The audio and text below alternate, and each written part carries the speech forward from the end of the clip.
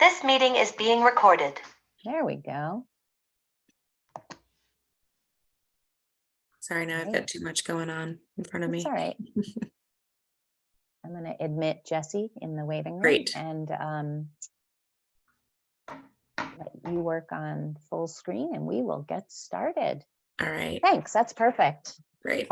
Good afternoon. It is 12:03. I'm Ann Ball from the Maine Downtown Center, and I'm here with Sylvie Piquet, also from the Maine Downtown Center. And thank you for coming to this morning's or this afternoon's MDC webinar. We think of them as quick learning opportunities. And today we are doing downtown preservation opportunities on Main Street. And it's National Preservation Month, which was actually established in 1973 by the National Trust for Historic Preservation.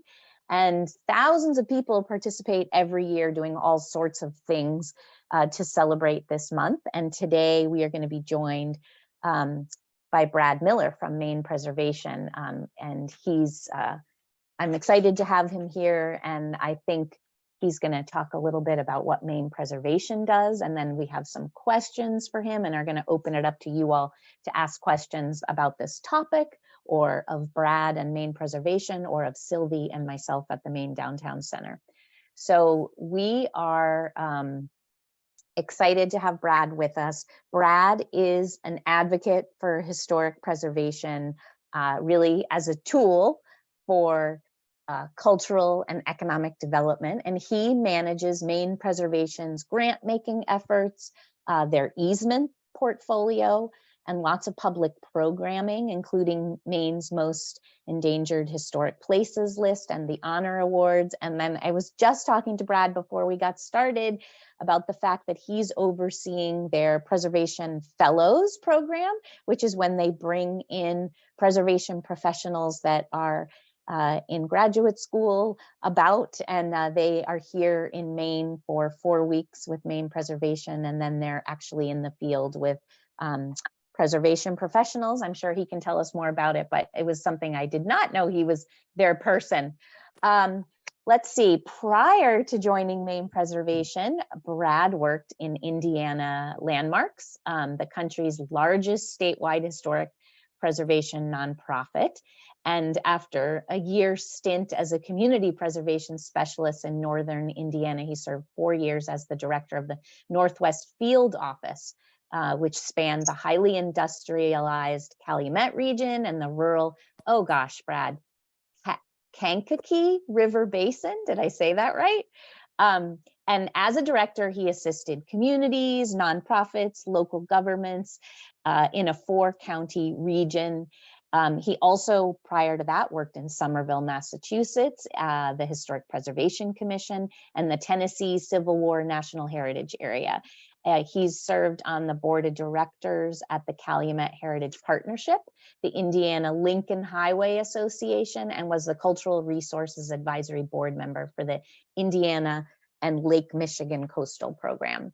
So he holds a BA in history from Gettysburg College, and great place to be studying history. And he has an MA in public history from Middle Tennessee State University. Hi, Richard. Thanks for joining us. We are underway this morning.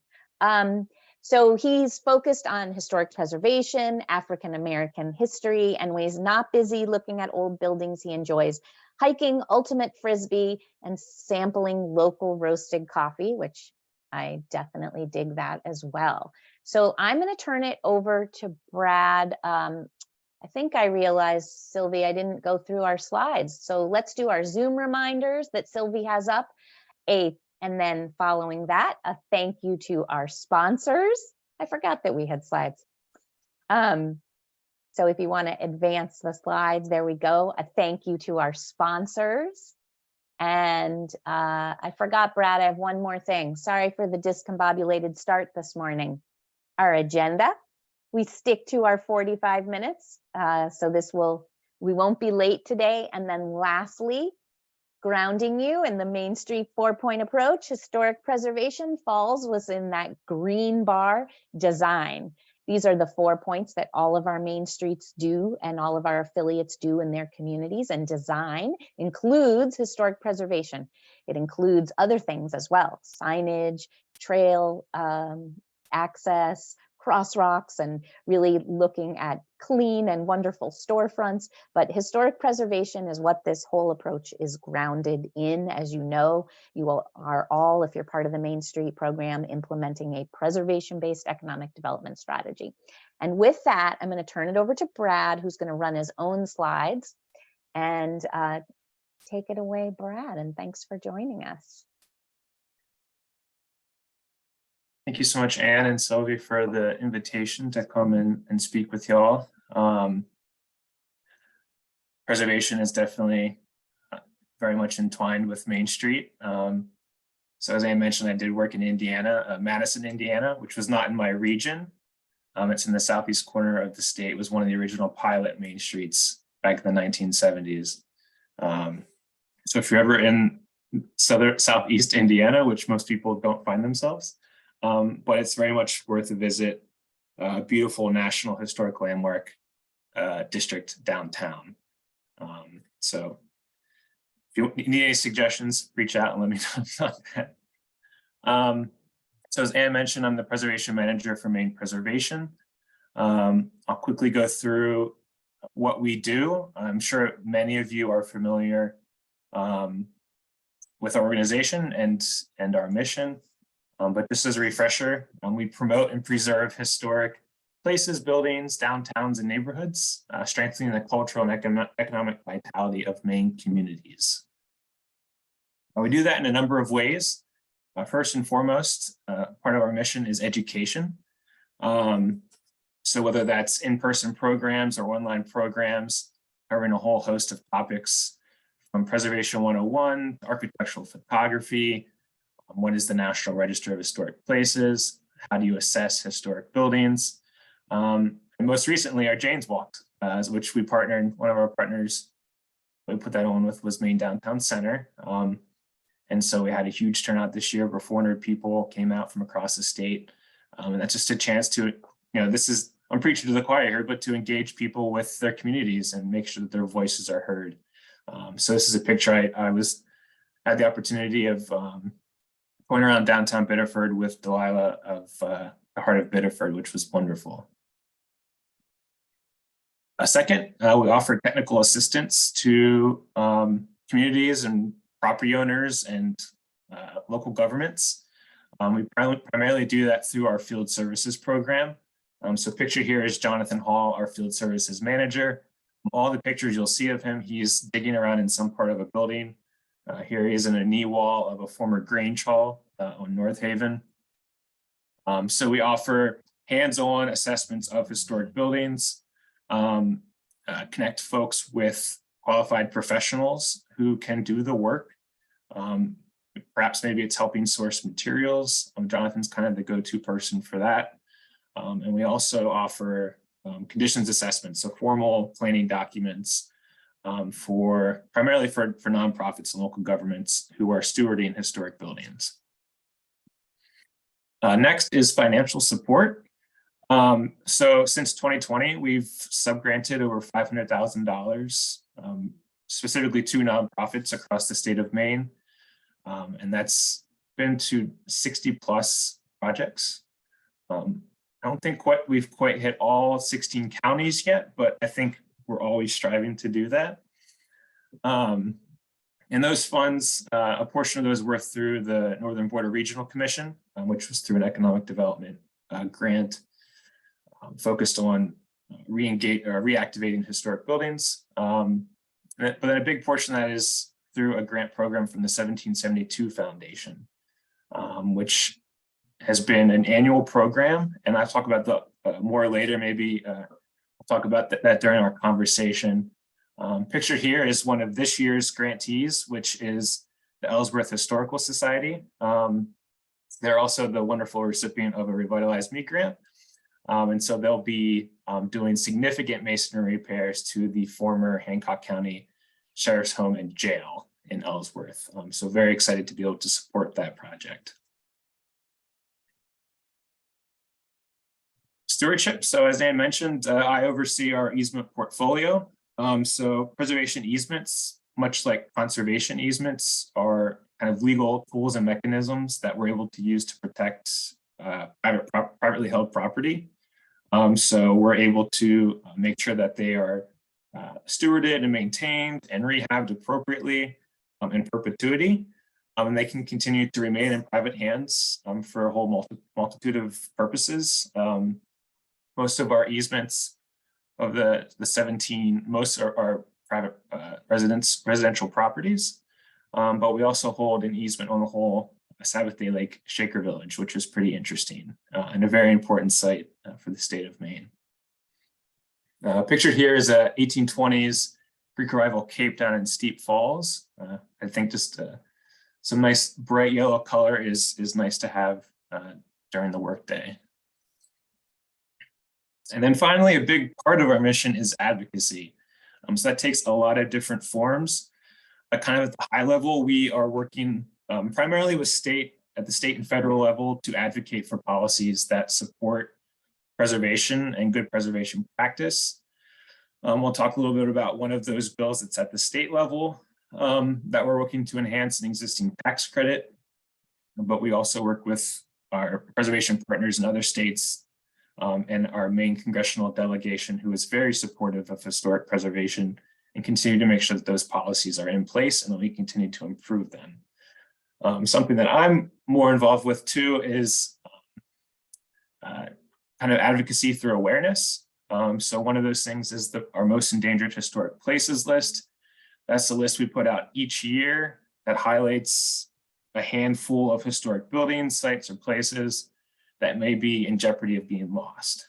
So whether that's impending demolition or a property owner who isn't exactly treating that property the best, and maybe the goal is to find a new steward.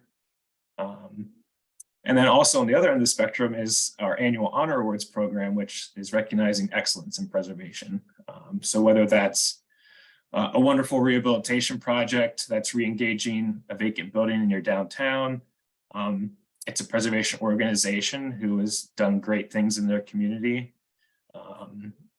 If it's an individual preservation leader, or if it's a skilled preservation craftsperson who has dedicated their life and career to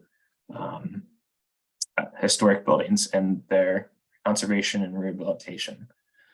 So pictured is Union Hall. It's a circa 1850s brick building in Rockland. It was not on our endangered list, but it was endangered back in, I think, 2012. And we recognized it with an honor award after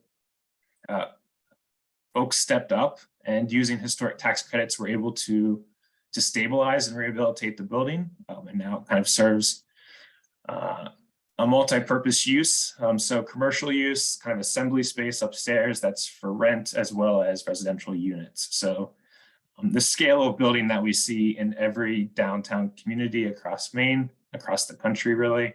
And so kind of important places that we hope to keep around and have them continue to anchor our places in Maine. And so that's our mission, but I think I will speak personally about my approach to preservation. I think this echoes across other staff at Maine Preservation. I'm not the first person to say this in the past 10 years, and hopefully we can continue to talk about it. But preservation is about people. So often there's maybe a perception, and most certainly in the past in preservation, there was a kind of a narrow focus on buildings. But you don't have buildings without people. You don't have the people who made them, who used them, who lived in them, who worked in them, and then the people who act and take steps to preserve them and rehabilitate them, and then use them again and make memories in them, make new history. So preservation is most certainly should be people focused. Not only should we be focusing on buildings of people who we previously thought were important, but everyone's history is important. So making sure that we're thinking about all the folks who use these places, rethinking what is historic, what is significant in each of our communities. The only reason buildings are important is because people assign value to them and continue to assign new value to them. So we need to listen to people about what things are worth saving, what's worth our time and effort. This is from a recent trip out to North Haven. We spent 2 days out there. This is the American Legion Post 33. It's a former 18th century horse stable that they converted to the Legion Hall in 1948. It's an important landmark in their little kind of town center. It's been underused, but here's a few Legion members out scraping and painting in preparation for Memorial Day this week. So continuing to rethink how the building can be used into the future, perhaps diversify the use, contribute to the local downtown. But all that's in keeping and listening to people and understanding what they need in their community and what they want to do with this building and why it's important to them. Maybe it's not because they're a Legion member, but it's because a place they went for a pancake breakfast when they were kids.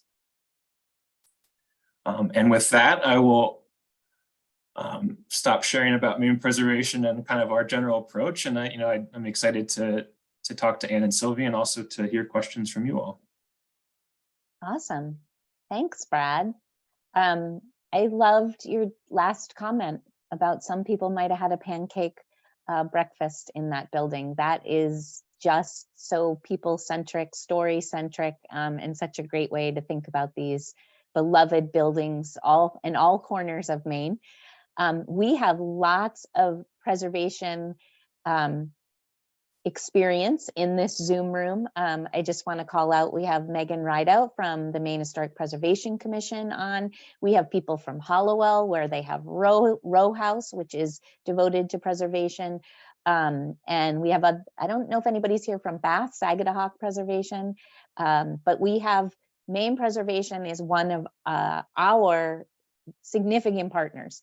As Brad said, yes, we partner on Jane's Walk, which was wildly successful in its second year on the first Saturday in May. Brad was in Biddeford. I was in Auburn. Sylvie, you were in, gosh, where were you? Woodford's Corner. Woodford's Corner, right. Yeah. So we all try to attend walks, and I'm grateful to so many of our affiliates and our Main Streets for participating, and we're looking forward to doing that again. So I want to just give you a couple nuggets from the coordinating program, from the statewide coordinating program's perspective about this topic, and then we're going to open it up for questions. And feel free to, when we get to that, to take yourself off mute or put things in the chat. Sylvie and I will monitor all those platforms. So as I said, and when I kicked off our webinar, the National Main Street Program is a historic preservation-based economic development program, and you heard Brad reference the Northern Border Regional Commission, one of the sub-grant programs that they ran, which was also economic development and preservation working together. So our office has also successfully applied to the National Park Service twice and gotten the largest award in the country to run a preservation sub-grant program related to economic development. And that is the Revitalize Me program. And it is just part of what we do. And we've funded many projects in your communities, of those of you on here. And we will apply again to run that sub-grant program. I haven't quite figured out when, but it is much needed to have preservation funding here in the state of Maine. We have one of the oldest building stocks in the entire country, and we do not have enough bricks and mortar funding. You know, we have a lot of sources, but there never seems to be enough in this topic. So Maine Preservation, MDF's Maine Downtown Center, and other partners statewide are always trying to figure out how we can bring more bricks and mortar funding to these buildings that cost quite a bit to rehabilitate. So I wanted to just update you on a preservation toolkit. The Maine Downtown Center is part of MDF, right? which is a larger statewide nonprofit economic development organization. But our program has an advisory council, a 15-person, and Brad's colleague, Tara, who's the director of Maine Preservation, serves on that. I'm trying to think if we have any other advisory council members on. Megan is on, yep. So the advisory council had a working group devoted to preservation because we were feeling like in Maine, some of our communities just weren't sure how preservation fits into their day-to-day work. Like, what do they have the capacity to do? The accreditation standards for our main streets does actually have a preservation component, and we were trying to kind of peel back the layers of what that looked like. So this working group has met a number of times, probably over the last 5 months, and they are developing a toolkit that is going to be available to our communities in Maine. We are really excited about it. It's in the final kind of editing stage, and then we're going to send it to the design stage. But what I'm excited about is that this toolkit is going to really be something that, again, we put in the hands of the community, and it's going to give you the ideas of things that you can do in your community: low cost, no cost, short term, long term, ideas for things that you can do downtown to celebrate preservation, to inspire preservation, to educate on historic preservation, all of these things. And I see that Mac Collins came in. He's another advisory council member and also served on this working group. So that toolkit is coming. It's probably going to come out sometime this summer, and we will be sharing it widely. When we were at the National Main Street Center conference, and I was meeting with the coordinators from around the country, it was really interesting. I realized that the other coordinators are also seeing these kind of discussions and these shifts about like how to do preservation at the local level, and does it still fit with our mission? And we have, you know, infill buildings going in that are new, where we've had fires like in Gardner, or, you know, we have buildings that are falling down because of neglect, and what's going to go in their place, and how, is that historic preservation, and all these kinds of topics. So we are working on it at the coordinating program and having good, wonderful conversations about it. But I would like to shift the conversation to you guys that are here today. Thank you, Brad, for putting up the link to Maine Preservation in the chat. I'd like to open it up to questions. And then if you guys don't have questions, I have a whole list of questions for Brad. So who would like to take themselves off mute? This is a nice size group, and I'm happy to have you do that. And see what you're thinking, what you're working on, what are your struggles in your local community, or questions for Brad about any of Maine Preservation's work. Cara, thanks for kicking us off. Thanks. I just have a question for Brad, and this is sort of a statewide question. I'm just wondering if ever there have been sort of entire towns that have been sort of all at once kind of looked at, that historic preservation sort of is starting. And I guess I'm going to be bold to call out a really cute community that is undergoing sort of, it seems like, a lot of changes. Searsport.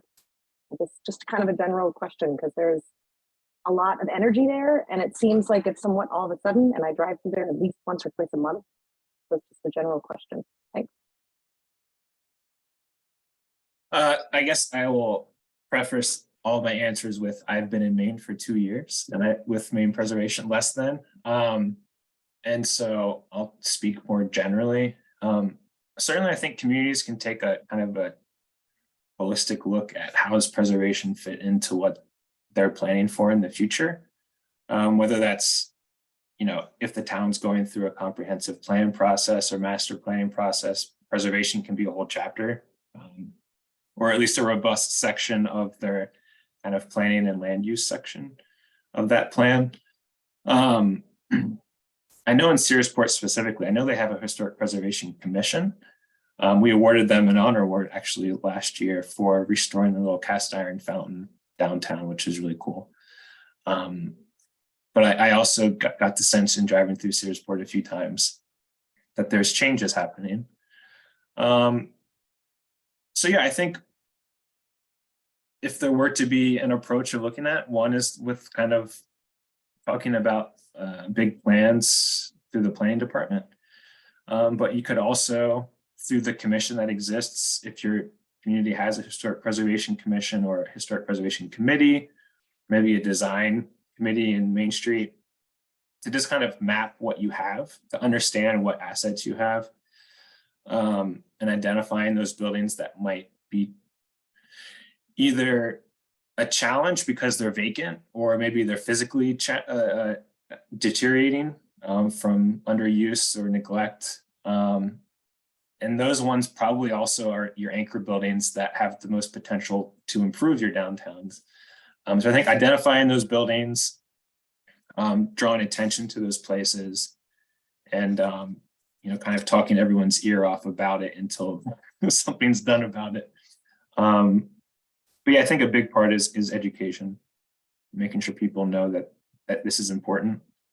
The last thing I'll say is, in preservation, a lot of times people think, oh, just that old building that was this when I was, 15 years old, and it's actually an important place. And so sometimes people lose sight of buildings they see every day because they just become part of the normal landscape. And then by the time you realize it, it's too late. That's true. And I will say, Megan, I'll turn it over to you for a question or comment in 1 second. The other place you can kind of get information, Cara, or a community can get information, is to go to Maine Historic Preservation Commission, because they have all the survey records. There has been architectural survey work done probably in almost all of your communities, where it kind of documents what the building is, what its materials are, its rough date of construction, or maybe sometimes it includes deed research, so it has, really fine-tuned information. But that survey information is a great way to actually look at your community and say, what's been surveyed, what is significant from the Preservation Commission standpoint. And then they also are the keeper of the National Register of Historic Places and those properties. So they have all detailed nomination forms for any building or district.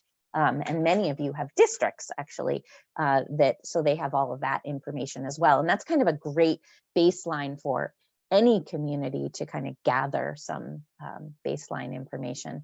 Megan, I'm gonna see what you raised your hand for. Yeah, so I just kind of wanted to chime in. I work with a lot of communities on coming up with historic preservation ordinances, and I actually did work hand in hand. I did review Searsport, so they do have a local historic preservation commission and ordinance. A great kind of building off of what Anne said, as well as Brad. So the Department of Transportation, when they have these large transportation projects, actually will go sometimes and survey an entire town. And a few years ago, I think now going on 10, pretty much all of Route 1 through Searsport, it was surveyed, and it was determined that there is a huge eligible historic district there that kind of lumps in the 3 listed districts that they have in Searsport. And all that information, as Anne said, is available through the commission's website. But I know that's a lot of the state. If DOT has a project, they do have to survey. So they always have some great information that comes out of those projects for historic preservation and identifying what is, could be potentially eligible for listing. So I just wanted to chime that in there. Thanks, Megan. Glad you're here. And Tamara put in the chat that the city of Cape May, New Jersey was designated a National Historic Landmark in 1976. And I don't know, Megan, if whole communities are designated historic landmarks anymore. That is the highest designation of protection that exists in our country. Like in Portland, it's like the Portland Headlight, right? Is a National Historic Landmark. And anyway, I don't know if they do that anymore, Megan, do they? Like whole communities? I'm not quite sure. I think it has to have a very high level of significance to be considered a National Historic Landmark. But as far as getting the entire town listed in the National Register, that's a whole different process. So, I mean, there are some towns where you have, for example, Augusta has a a listed commercial district, which is their downtown, and then they have a listed residential district that kind of abuts to that. And there's some, you know, I'm not going to get into the tangled web of National Register, but there's different things that are looked at when they nominate those places. Right. Other questions, comments, thoughts? Angie. So in Saco, we have some buildings that are on our main street where the top floors are underutilized, and it has a lot to do with bringing the building to code and installing sprinkler systems. So my question would be, what's out there for the building owners that can help them with that cost so that the building becomes a fully functional building? I just have to say, this is a statewide issue, and I'm so glad we have collective brain power in that we have Matt Collins, who's an architect, we have Megan, we have Brad, and I'm open to anyone who wants to dive into this, because this is a problem in many of our downtowns where those second and third floors, you know, we need them to be economic contributors, right? Whether it's residential or offices, and it is really hard because of code and sprinklers and egress. So who wants to tackle that? No one. Well, What'd you put in the chat, Brad? Tell us. So I was not directly involved with this, but my previous organization was. This is an upper stories inventory and feasibility study from Goshen, Indiana, which was done in collaboration with their Main Street organization. And so this was a collective approach rather than thinking about it as individual properties. You're kind of looking at it collectively, because all these upper stories and all these historic buildings are typically built around 1880 to 1920, kind of our typical main streets. So they're facing all the same problems. They have the same kind of ceiling heights, infrastructure. So looking at what are common code compliance issues and then providing solutions. And in this case, they actually looked at like a section of 8 to 10 buildings or something like that. And then also looked at collective solutions. And I'm not sure if that came across in the study, but what would it look like to build a shared fire suppression system, or shared elevators, or shared egress stairs? And that way you can maybe approach funding sources that are usually not, allowed for private property owners, but you could think about it as public infrastructure. And so I'll let you look at the study and have other people chime in, but I think it's a great example. Yeah, I really appreciate you putting that in there. We do have a developer in Augusta, as Water Street has been redeveloped, who believed in elevators. He made the commitment that as he redeveloped some of the larger properties on Water Street, he was going to put in an elevator. And he said, in one sense, developers were like, oh, this is just so expensive, can't do it, shouldn't do it, why am I doing it? And then he did it, and he was like, those are the first units to come online and be rented or sold if they're condominiums. And we have talked about this exact shared existence that Brad mentioned, whether it's shared egress or fire escape, or anyway, in Gardner specifically, we've talked about whether that's a possibility on some of those buildings. And I don't know of any examples in Maine that have shared, but we know it's a possibility and it might be a solution. Anybody else want to chime in on that topic? Oh, John said Hollowell has a housing committee study for the city to increase housing, and members are realtors and developers. And one thing they're complaining about is the historic district. They say the ordinance is too restrictive. Historic district goes from the Kennebec to Middle Street for a large historic district. Well, that's a whole nother topic. And I have one thing to say before we move to that, John. Skowhegan also did a housing study, John just reminded me, that did similar to what the study Brad put up is doing. It was identifying what are the barriers to redevelopment specifically related to housing, but it had a lot of parallels, and we can get a copy of that to make sure to share after today's webinar. So I love the topic you threw in the chat, John, and I'd love to hear what anybody has to say about it. Is the historic district too restrictive? Anybody have thoughts on that? And this is Megan. Before we jump to that, I just Yeah. wanted to point out that there might be funding sources through CDBG grants. I'm not quite sure what SACO qualifies for grants, but then there's also, if you're building owners, there's also the small tax credit incentive program that can be used for, I think there's a certain cap on that, but information's on the commission's website about the small project tax incentive if they don't want to do a full-blown tax credit project. Sorry. Again, Thanks. just No, that was awesome. Thank you. I should have pegged you there. And thanks, Brad. You're like being the personal assistant to this webinar for putting that in the chat. Brad put the Skowhegan housing study in there. To the topic of whether our historic districts, in the case of Hollowell, there seems to be a little pushback that it's too restrictive for the developers and the real estate professionals. John, you want to say something? Yes. I do want to say I was the chairman of the planning board a long time ago. We adopted the Boca Historic Code. And Brad, maybe I could ask you, are there any significant changes in the last 15 years or so of that Boca Code? Does it still exist? Do you know what I mean? There's a historic Boca Code. So if you've got a historic district, the standards aren't the same as would be for a modern housing development or downtown development. They're really based on, in our case, stuff from the 1890s and 1870s and 1880s. In other words, the structures and how things were built then. I'm not quite sure. I'm not familiar with that. Okay.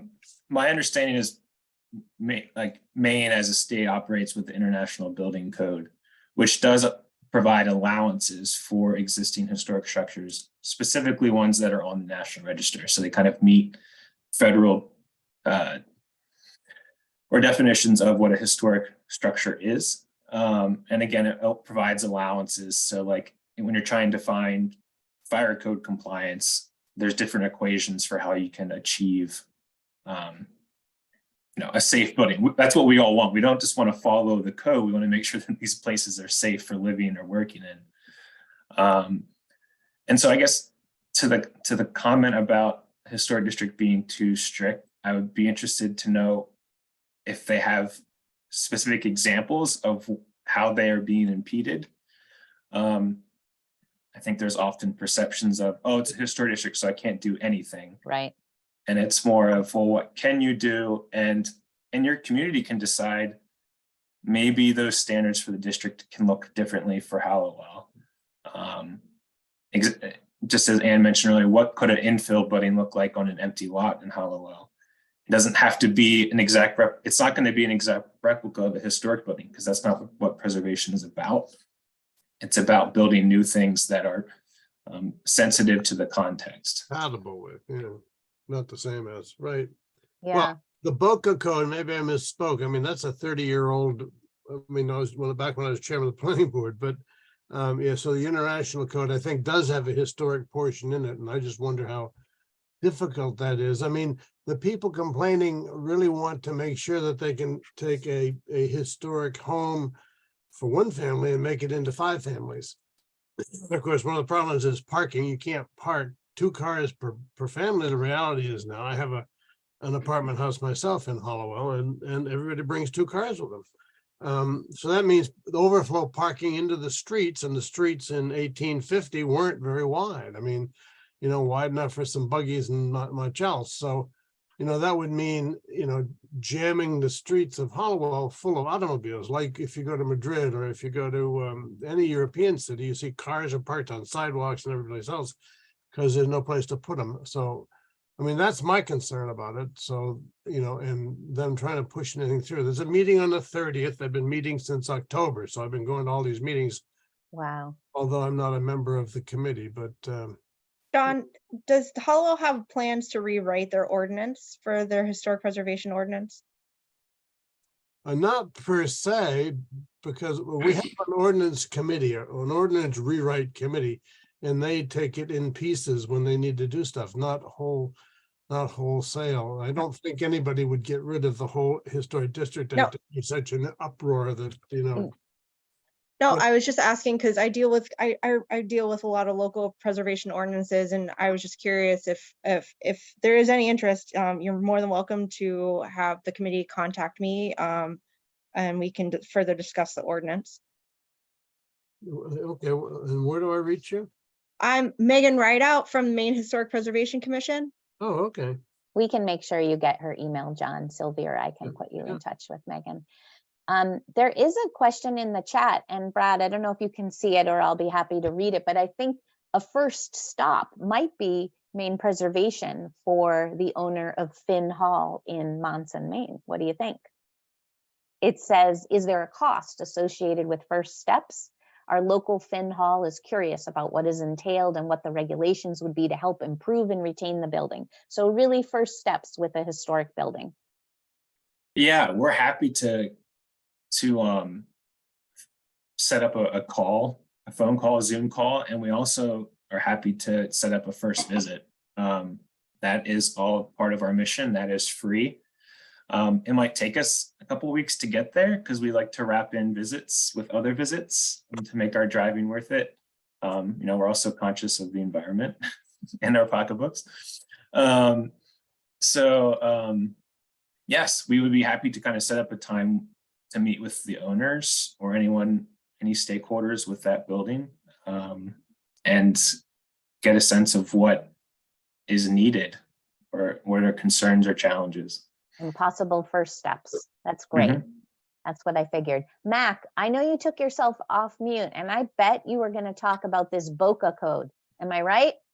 You're right. Yeah. John Basti, Mac is going to give you an answer, and then we are going to wrap. So, Right. Mac.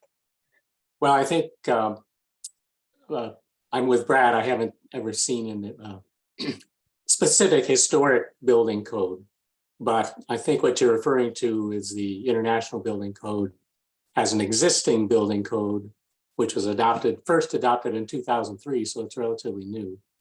And that has many, many, many provisions specifically for historic buildings, most of which are relaxations in one way or another, because there have just been lots of studies, and fire chiefs all over the country have provided input as to what burns and what doesn't and how fast. And so it's really quite useful. It's complicated, and when you get into the computer version, it means you got to be pretty good with that stuff, which I'm not. But it does go a long way in helping to bring historic buildings up to code. So that's that part of it. I'm not on the historic district part. I'm not familiar with Hollowell's district, but a lot of times it's where those two meet, the codes and the historic district stuff. It all boils down to your local official, your local code official, and that's better than it used to be with the adaptation of the statewide code. But it still is, some of them like to deal with historic buildings, some don't. So it can be, unfortunately, it still can be fairly difficult to get a handle on that question. But I think the IBC is where all that is, and I think that's probably what you were looking at. Exactly right, Mac. I dredged BOCA up from long time ago, 1980s, which was the code back then. And you're right, the international code did supplant most, or if not all of that. So I apologize for confusing things, but BOCA did have a historic portion to it. And, so sorry for sidetracking people. That's okay. That's okay. So because I am a stickler for starting and ending on time, what I'm going to do is thank again all of you for attending. Thanks to our speaker or guest, Brad Miller. We will be having another webinar in July that will be on diversity, equity, inclusion in your downtowns. And that was a topic I'd hope we get to today, but we definitely ran out of time, which is how do you take that topic into preservation? So we are going to stop the recording and let people head on their ways for the rest of their Thursdays. But Sylvie and I will hang out for a few minutes. If you have any other additional questions, we will send you the recording and the contact information for Brad and also Megan Rideout, and then also a copy of the chat, which has a lot of links in it, and a quick survey, 3 questions, takes you under a minute. Because we want to be able to do our work more and better and respond to your needs. So please take the survey. And I think that's it, right, Sylvie? Great. So thank you all for coming. And like I said, we will hang out for a few minutes if anybody has any questions they want to ask offline.